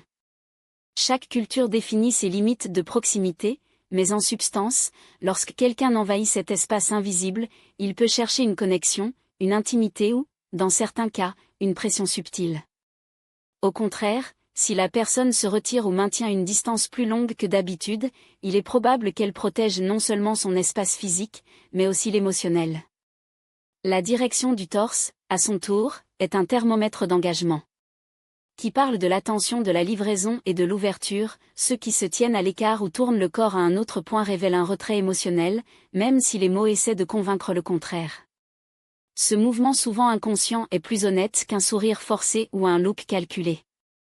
Le territoire parle également. Ceux qui occupent l'espace qui étend naturellement leurs bras, soutenant des objets autour, se penchant sans hésitation, montrent la maîtrise, la confiance ou, à tout le moins, l'absence de peur. Qui se rétrécit, s'assoit sur le bord de la chaise ou garde leurs affaires collées au corps et, conscient ou non, en supposant une posture de soumission ou de réserve. Ces modèles deviennent encore plus évidents dans les groupes, où le langage corporel dessine des hiérarchies, des alliances et des exclusions sans qu'un seul mot ne soit dit. Les gestes répétitifs, ce toucher constant sur les cheveux, l'ajustement incessant des vêtements, la main qui monte au cou, sont comme des signes de vigilance corporelle. En période de tension, ils s'intensifient, comme si l'inconscient devait décharger l'énergie accumulée. Mais voici le danger, interpréter un geste isolé, c'est comme lire une page déchirée d'un livre. Le contexte est tout. Une personne peut se gratter le menton par l'anxiété, l'habitude ou simplement parce qu'elle sent des démangeaison. L'erreur n'est pas d'observer, mais de juger sans considérer l'image complète, la personnalité, la situation, l'histoire de cet individu. Et c'est précisément là que beaucoup trébuchent, projeter leurs propres insécurités dans le corps de l'autre, voir le rejet là où il n'y a ni menace où il n'y a qu'une neutralité. Pour éviter ces pièges, la clé est de rechercher des motifs, pas des moments lâches. Comment se comporte-t-on habituellement? Quels changements proviennent de stimuli spécifiques? La lecture profonde est née de la cohérence, pas des hypothèses hâtives. La maîtrise de l'art de déchiffrer le corps nécessite plus que la technique, elle nécessite de l'empathie.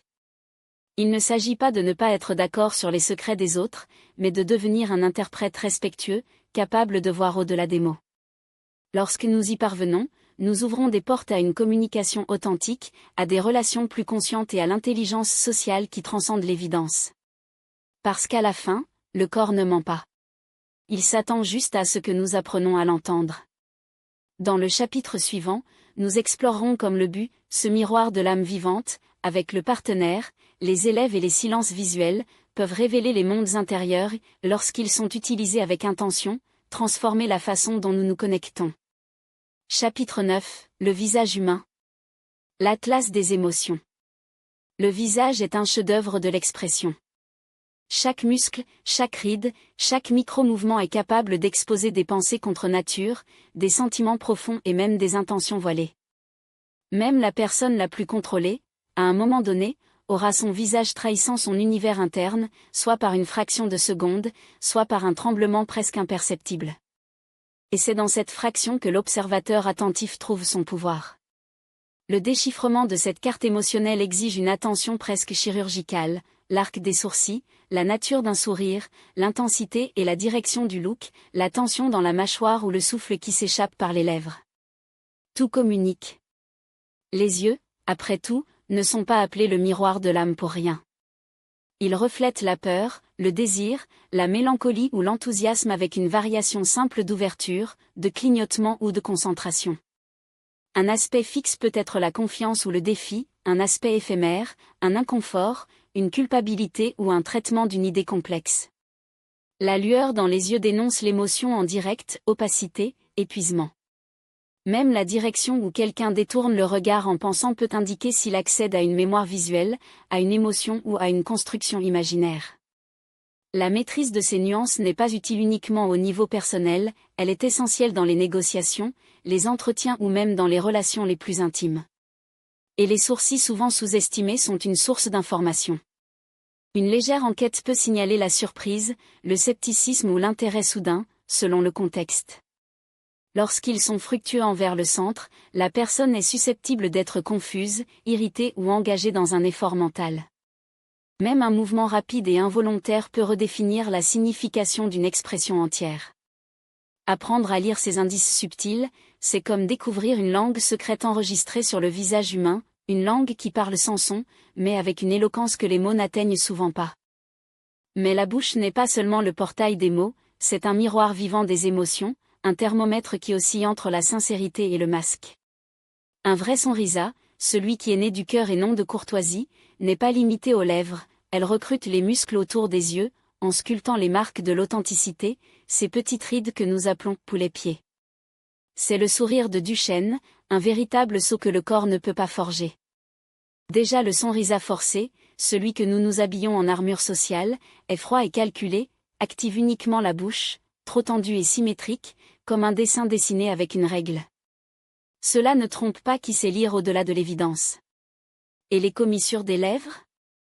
Quand ils tombent, même légèrement, ils rapportent un poids invisible, tristesse, découragement ou même cette fatigue existentielle que les mots n'osent pas nommer. Les langues serrées, à leur tour, sont des murs érigés contre ce qui ne voulait pas révéler, la colère contenue, la frustration avalée ou la résistance obstinée de ceux qui refusent de céder.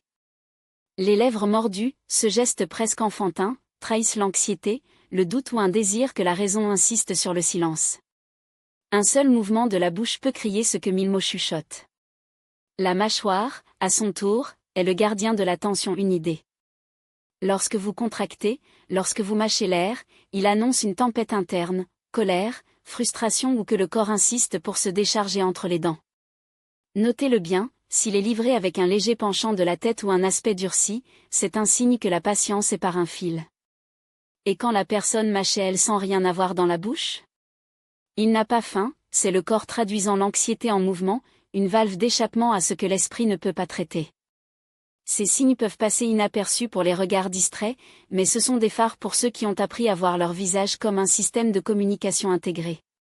Parce que voici la grande vérité, lire un visage ne déchiffre pas des pièces lâches, mais comprendre la chorégraphie de vos expressions.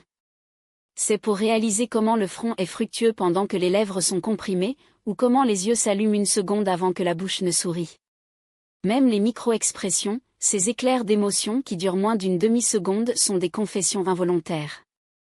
Un clignotement de mépris, un frisson de peur, une lueur de joie qui s'échappe avant que le masque ne revienne à l'endroit. Ils sont universels, inévitables et apparaissent même lorsque la personne jure est impassible.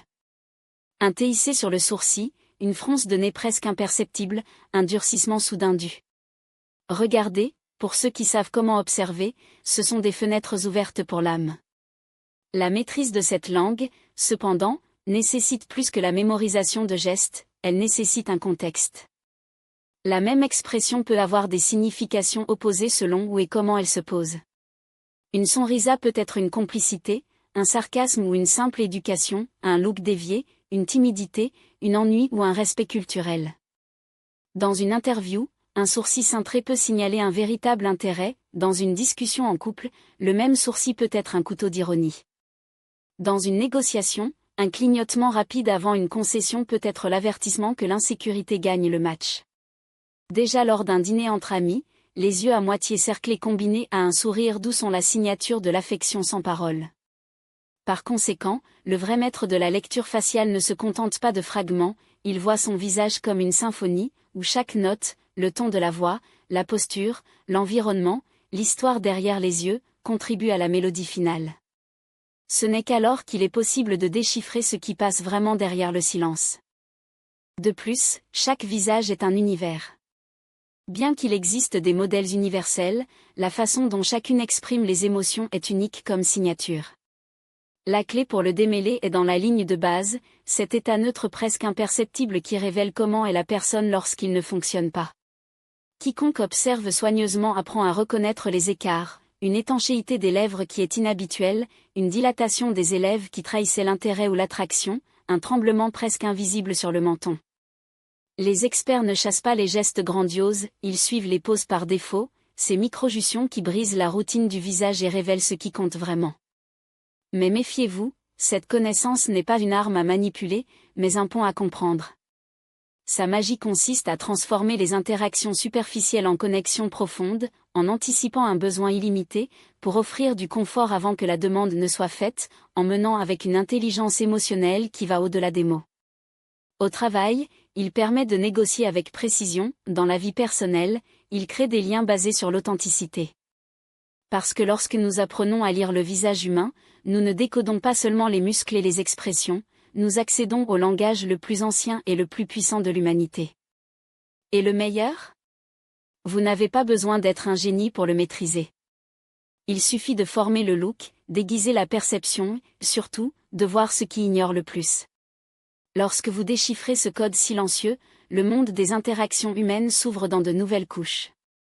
Soudain, les émotions ne sont plus des mystères, les conversations gagnent en profondeur et chaque réunion devient l'occasion de toucher le plus vrai de l'autre. Parce que le visage, après tout, ne ment pas. Il s'attend juste à ce que quelqu'un sache comment entendre. Les yeux se déplacent, le geste des mains, la respiration change, chaque détail est un fragment d'un discours que le corps insiste pour donner, même lorsque la voix se tait. L'image de soi d'une personne est révélée dans la façon dont il porte des vêtements, comment il s'occupe des détails ou comment il néglige ce qu'il considère comme hors de propos. Un pas entre la foule peut être timide ou dominant, une touche sur le visage, un signe d'insécurité ou d'hypervigilance émotionnelle. Ce ne sont pas seulement des mouvements aléatoires, ce sont des indices sur une carte invisible qui retrace leur relation avec le monde et avec soi. Ceux qui se positionnent avec leurs jambes ouvertes et leurs mains à la taille ne prennent pas seulement de la place, se déclarent, sans voix, contrôle ou intention d'imposer la présence. Le ton de la voix, même lorsque les mots sont vides, porte la vraie mélodie des émotions. Une voix tremblante peut cacher la peur, un volume excessif, la nécessité de combler un vide intérieur. Mais l'art n'est pas pour isoler ces signes, mais en les connectant comme des pièces d'un puzzle humain. La posture, le rythme, les silences, tout s'entrelace pour former un portrait qui va au-delà des apparences. Et l'attitude ? C'est le thermomètre le plus précis de la personnalité. Il y a ceux qui sourient automatiquement, mais dont les yeux restent éloignés, comme si le geste était un protocole social et non une véritable expression. D'autres, initialement fermés, ouverts en quelques secondes lorsqu'ils réalisent la confiance dans l'air.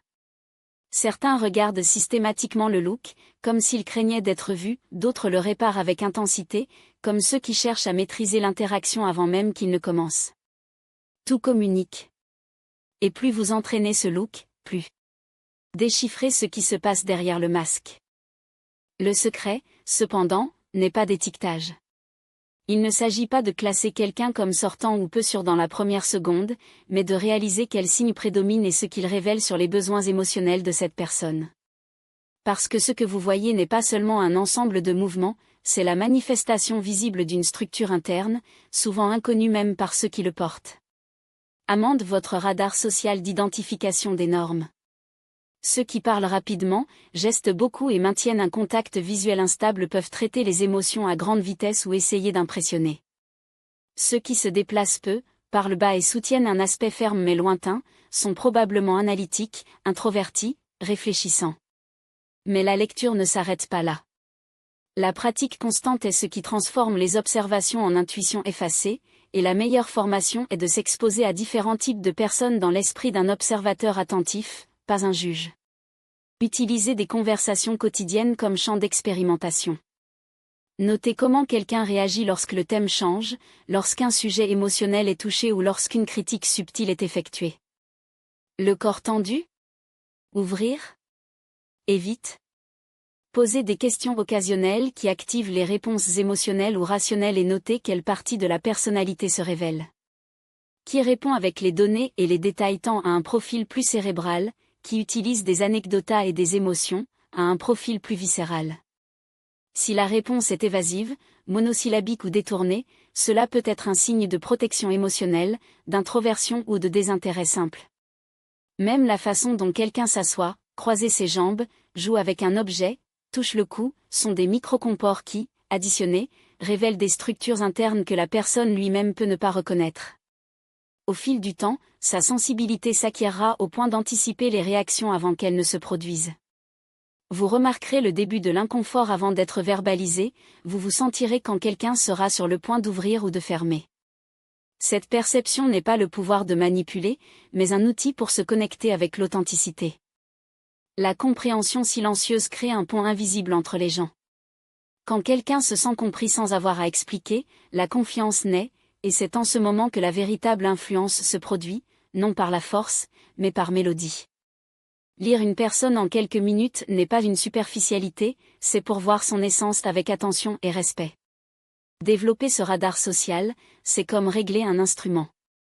Au début, vous ferez des erreurs, vous comprendrez mal des signes, si vous serez emporté par des préjugés ou des stéréotypes. Mais avec le temps, la patience et la pratique, cela dominera une capacité rare, la capacité de comprendre profondément les autres, même lorsqu'ils ne disent pas un mot. C'est le véritable art de déchiffrer le comportement humain. Chapitre 11, Comportement, routine et psychologie derrière les actions. La personnalité est non seulement construite avec des mots, mais avec des actions quotidiennes, des décisions apparemment insignifiantes et les routines qui se répètent comme un rythme interne. L'observation de ces habitudes quotidiennes, c'est comme avoir accès à un code caché, un moyen de voir au-delà du discours, pénétrer la structure mentale réelle d'un individu et déchiffrer les motivations qui comprennent même pleinement. La ponctualité, par exemple, n'est pas seulement un problème logistique. C'est un miroir de l'organisation interne, le respect de l'époque des autres et, surtout, comment cette personne hiérarche ses priorités. Ceux qui sont systématiquement retardés ne sont pas seulement perdre le temps, transmet un puissant message non verbal. Cela peut être une anxiété à propos des engagements, une résistance inconsciente à la structure, ou même un moyen subtil d'exercer le contrôle des autres, ce qui les fait attendre. Déjà qui arrivent tôt ou à l'heure exacte reflètent généralement la prédiction, l'auto-témoignage ou un besoin d'ordre qui pourrait naître de la discipline, ou, dans certains cas, la peur du jugement des autres. Il en va de même pour l'organisation, ou son absence. Un bureau en désordre peut être le chaos d'un esprit créatif bouillant, mais aussi le reflet d'une dispersion mentale ou d'une émotion non résolue. Un bureau méticuleusement organisé, à son tour, peut révéler un besoin de contrôle, une structure mentale rigide ou, dans des cas extrêmes, des caractéristiques obsessionnelles. Le but n'est pas de juger, mais de reconnaître que chaque comportement est une métaphore vivante de quelque chose de beaucoup plus profond. Même la façon dont quelqu'un marche parle pour S. Les étapes fermes et décidées signalent souvent la sécurité et la clarté de l'objectif, un seul contenu ou hésitant peut trahir le doute, la timidité ou l'anxiété qui n'a pas encore trouvé de voie. Et quand quelqu'un se déplace rapidement, mais avec rigidité, il est possible qu'il soit sous pression interne, s'efforçant de projeter une confiance qu'il ne ressent pas en fait. La voix, à son tour, est un thermomètre émotionnel infaillible. Il y a ceux qui accélèrent le rythme des mots quand il est nerveux, comme s'ils essayaient de suivre le rythme accéléré des pensées. D'autres minces et modulent chaque syllabe, comme si le contrôle de la parole pourrait apprivoiser l'agitation domestique. Le volume, le ton, les ruptures et même les multillas, ces petits AHS et ISH qui ponctuent le discours, révèlent des états émotionnels, des niveaux d'estime de soi, et si ce qui est dit est authentique ou simplement une performance à plaire ou à persuader.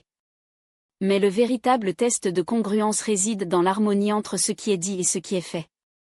Lorsque les mots et les actions s'alignent, il y a une authenticité. Lorsqu'ils se contredisent, il y a quelque chose à enquêter. Et c'est dans cet espace entre le discours et le comportement qui cache la clé pour comprendre non seulement ce qu'une personne veut que vous sachiez, mais qui il est vraiment. Le corps ne ment jamais. Et c'est dans les petites fissures entre ce qui est dit et ce qui est transmis que la vérité est révélée. Imaginez quelqu'un qui déclare l'enthousiasme avec un projet, mais qui garde ses bras croisés comme une barrière invisible, ses lèvres s'étendaient dans un sourire qui n'atteint pas ses yeux et ses yeux funèbres, comme s'il craignait d'être découvert.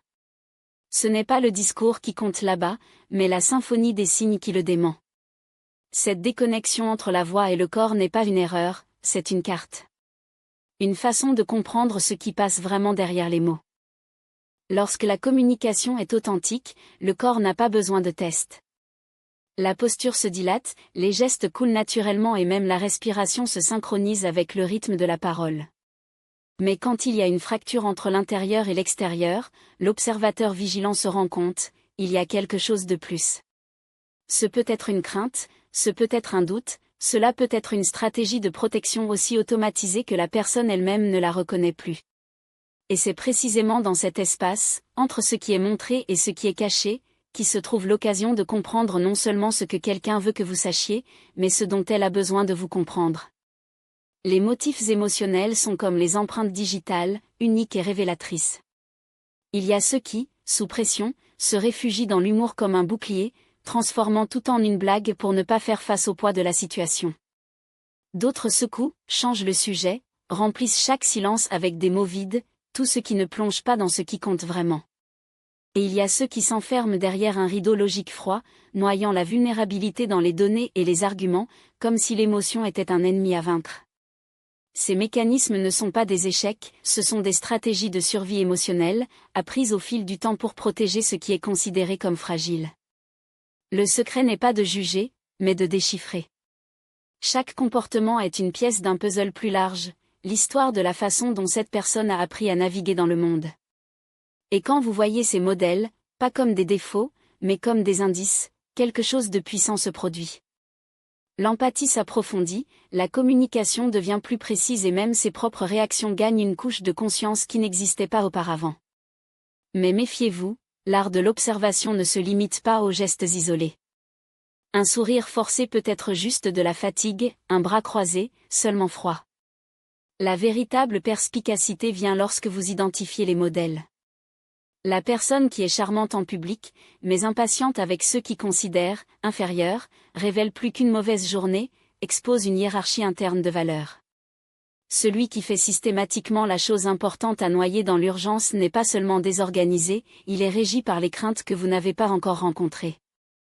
Ces répétitions ne sont pas accidentelles, ils sont le reflet d'un esprit automatique, guidé par des croyances qui ne sont pas toujours conscientes. Et le plus fascinant ? Ce même objectif peut être concentré sur vous. Combien de fois vos propres gestes trahissent-ils ce que vos mots essaient de cacher ? Combien de fois avancez-vous, évitez-vous ou rationalisez-vous en excès, sans réaliser que vous suivez un vieux script ? La vie quotidienne est un miroir, les comptes que vous suivez dans les réseaux, les conversations que vous évitez, la façon dont vous réagissez à un imprévu, TUD. Cela constitue un portrait fidèle de qui vous êtes maintenant, pas qui aimerait être. Parce que, au fond, tout le comportement est la communication. Même le silence. Même la façon dont vous tenez un verre d'eau ou comment vos yeux se déplacent lorsque quelqu'un mentionne un thème délicat. Ce sont des fragments d'un récit plus large, l'histoire de leur bataille, leur victoire silencieuse, leurs blessures toujours ouvertes. Apprendre à lire ces signes n'est pas un cadeau réservé à quelques-uns, c'est une compétence que les objets tranchant avec la pratique, la curiosité et la volonté de voir au-delà de l'évidence. Et lorsque vous dominez cette langue, quelque chose change. Les interactions ne sont plus superficielles. Vous commencez à entendre non seulement avec vos oreilles, mais avec vos yeux, l'intuition, avec une attention qui capture le non-dit. Ne pas manipuler, mais pour se connecter. Non pas à juger, mais à comprendre. Parce que les gens ne sont pas des étiquettes, ce sont des univers des matchs. Et qui sait comment lire ces matchs ne comprend pas seulement mieux les autres, il se comprend avec une clarté qui transforme chaque conversation en une opportunité de croissance. Chapitre 12, la danse des interactions, comment lire entre les lignes dans les conversations et les contextes sociaux. L'observation dans des contextes sociaux ne consiste pas à capturer l'évidence, il s'agit de développer une perception qui s'adapte au rythme de l'environnement, à l'énergie du moment et à la dynamique unique de chaque interaction.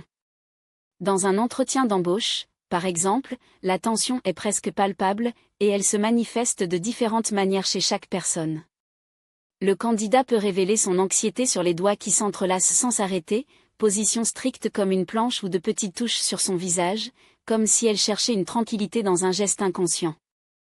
L'intervieweur, en revanche, peut montrer un réel intérêt lorsqu'il est légèrement penché son corps vers l'avant, lorsque ses yeux se fixent les uns avec les autres avec une intensité synchronisée avec les mots, quand il acquiesce dans les moments clés comme s'il absorbait chaque détail.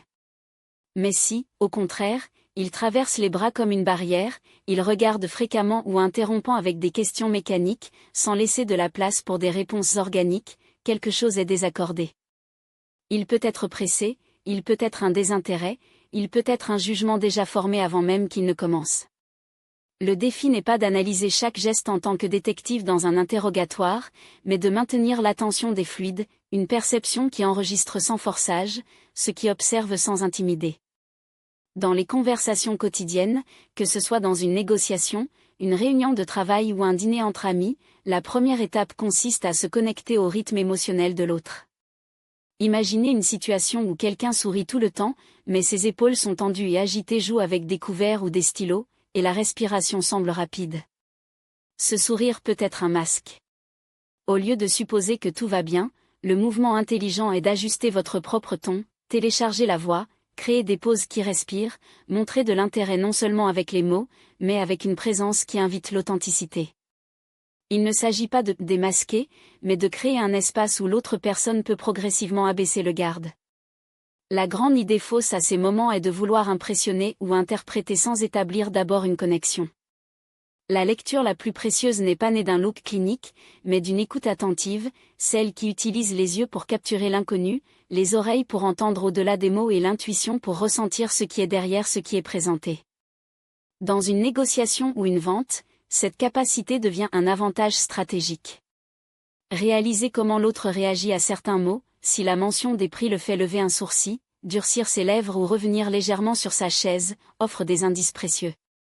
De même, lorsque vous mentionnez les avantages et remarquez un hochement de tête, une relaxation des épaules ou une pente avant, vous savez que vous êtes sur la bonne voie. Mais le vrai pouvoir ne consiste pas seulement à interpréter, c'est en ajustement. En temps réel. Si votre posture est ouverte, mais que votre ton semble hésitant, le message perd de la force. Si vos mots sont convaincants, mais que vos gestes transmettent un doute, la méfiance est installée. La magie se produit lorsque le verbal et le non-verbal s'alignent, lorsque sa voix, son regard et ses mouvements racontent la même histoire. Ne pas manipuler, mais communiquer avec intégrité.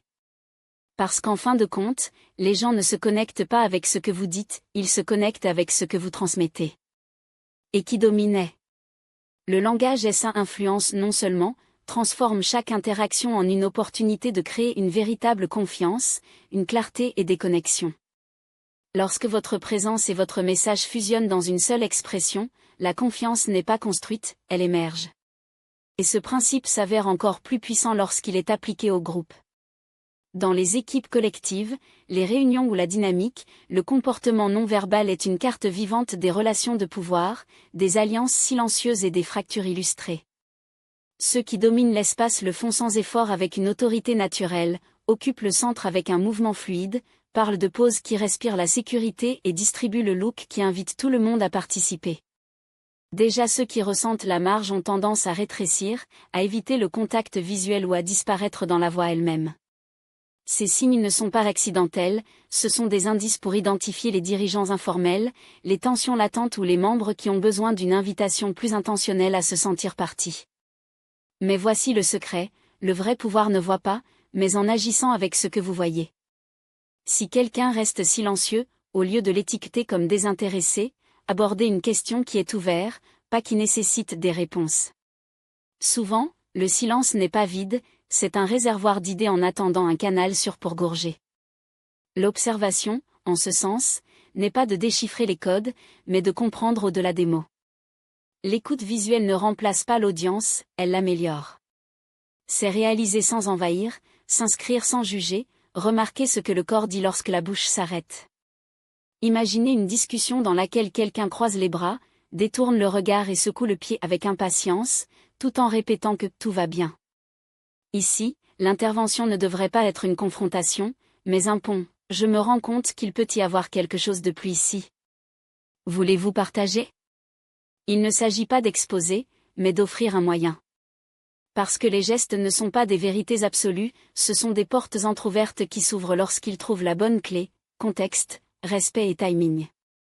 La maîtrise de cet art nécessite plus que la mémorisation d'un manuel d'expression. Cela nécessite une sensibilité au rythme émotionnel, la tension qui se dissout dans un soupir ou une confiance qui naît lorsque quelqu'un se sent enfin vu. Chaque personne est un univers, et bien qu'il existe des modèles, le vrai talent est de capturer les matchs, le moment où les épaules se détendent, la luminosité dans les yeux lorsqu'une idée résonne, la retraite presque imperceptible lorsqu'un thème fait mal. Ceci n'est pas appris des théories, cultivé avec présence, avec le véritable désir de se connecter, et non de classer. Dans une conversation, ce qui communique le plus n'est pas les mots, mais comment ils sont dits et ce que le corps ajoute au discours. Une posture ouverte invite, un ton chaud accueille, une énergie alignée transmet l'authenticité. Qui domine ce langage non seulement déchiffré, transforme chaque interaction en une opportunité d'approfondir les liens. L'observation n'est pas une distance émotionnellement, il crée un canal de compréhension plus profond. Au lieu de ne répondre qu'avec des phrases, nous pouvons répondre avec un aspect valide, un geste qui soutient, un silence qui écoute plus de 1000 mots. Dans la vie quotidienne, la valeur de ce que vous observez est la façon dont elle utilise cette perception pour faciliter le flux humain. Si vous interprétez un signe comme une faiblesse, vous pouvez réagir avec le jugement, si vous vous voyez comme une nécessité, vous répondrez avec empathie. Ce choix fait toute la différence. Utiliser l'observation pour mieux communiquer signifie ajuster votre langue, votre énergie et votre intention au rythme de l'autre. Si quelqu'un perd son intérêt, n'insistez pas pour changer l'attention, faites une pause, enveloppez-la avec une question qui vous ramène. Si quelqu'un a l'air peu sûr, ne le pressez pas, diminuez le rythme, créez un espace où il peut se développer.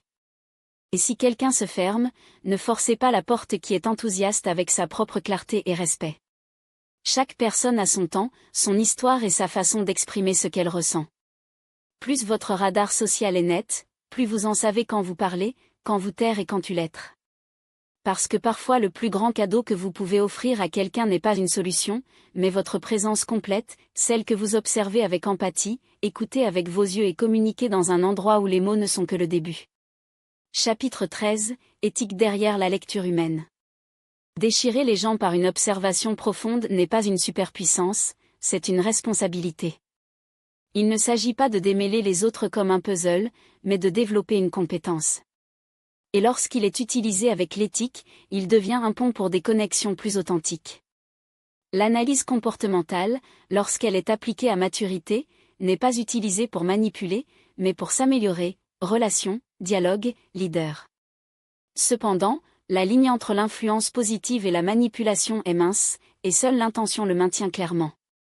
Avant d'appliquer ce que vous avez appris, posez une question cruciale, pourquoi est-ce que je regarde ? Comprendre et servir ?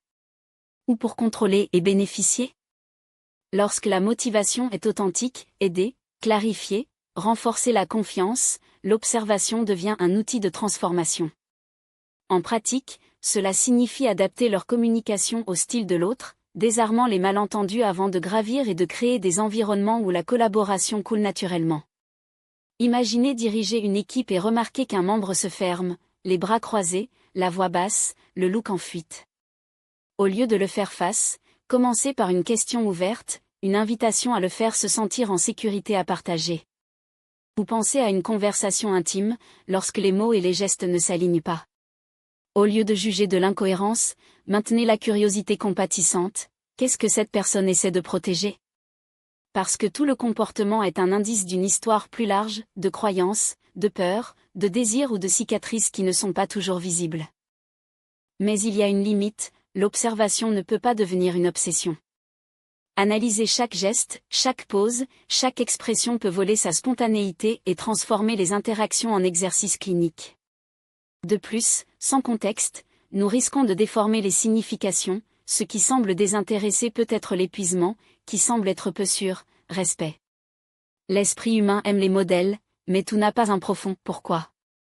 Par conséquent, la règle éthique fondamentale est « observer, interpréter, mais ne fermez jamais la porte pour douter ».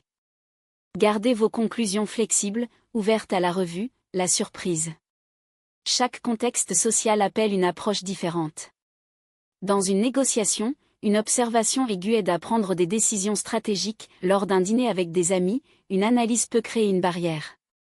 L'équilibre est de savoir quand utiliser cette capacité et quand simplement vivre, sans composer, sans calculer, simplement se connecter. Parce qu'en fin de compte, l'objectif n'est pas d'être un expert dans le déchiffrement des gens, mais un maître de la compréhension. Et cela commence lorsque vous vous regardez non pas comme un puzzle à résoudre, mais comme un être humain à trouver. Être vu. Parce que lorsque vous dominez l'art d'observer en profondeur, votre présence parle déjà pour vous-même. Il n'est pas nécessaire de s'imposer lorsque leur capacité à comprendre crée un espace où les autres se sentent vraiment vus, et c'est dans ce territoire de confiance que les connexions les plus authentiques sont nées. Imaginez l'impact d'être celui qui, au milieu d'un débat houleux, identifie la frustration non dictée derrière les arguments, au lieu de contre-attaquer, offre une pause stratégique ou une question qui désarme la tension. Ou celui qui, dans un moment de vulnérabilité d'un ami, perçoit le conflit entre ses paroles et son ton de voix, et choisit de ne pas souligner la contradiction, mais simplement pour être présent, valider ce qui n'a pas été dit. C'est la magie de la transformation de l'analyse en compassion. Vous n'êtes plus un spectateur critique pour devenir un participant actif à l'établissement de relations plus authentiques. Et voici la vérité la plus puissante, ceux qui comprennent ne doivent pas convaincre. Ceux qui observent sagement n'ont rien à prouver, car leur clarté interne se reflète dans chaque interaction.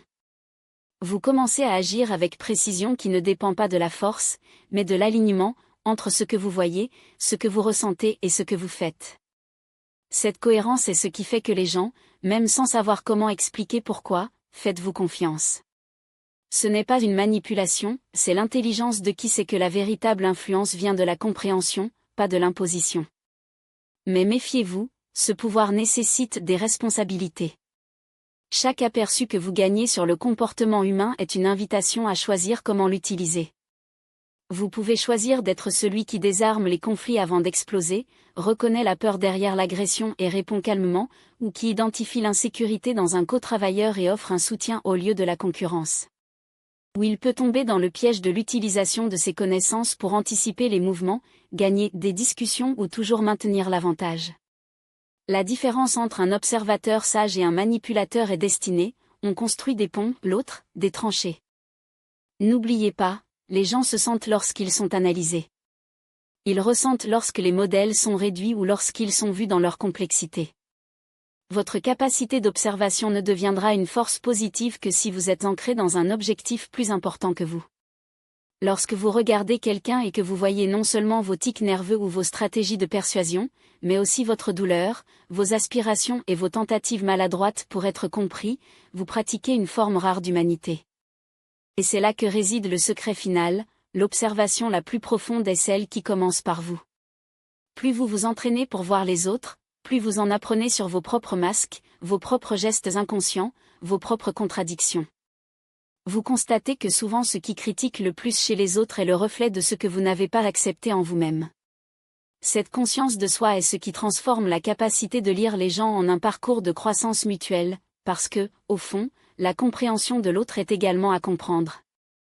Par conséquent, prenez ces connaissances non pas comme un ensemble de techniques, mais comme une philosophie de connexion. Observez, oui, mais avec l'humilité de qui sait que vous n'aurez jamais toutes les réponses. Interprétez, mais avec l'ouverture de ceux qui sont prêts à être surpris. Et surtout, utilisez votre capacité à voir au-delà des apparences pour créer un monde où les gens se sentent moins seuls dans leur vérité.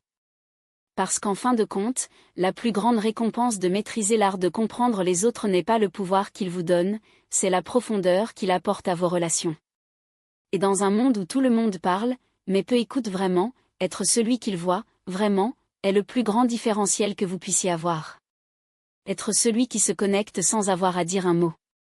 Qui observe du silence, calme, cette sagesse pratique et profonde qui est construite jour après jour, geste après geste.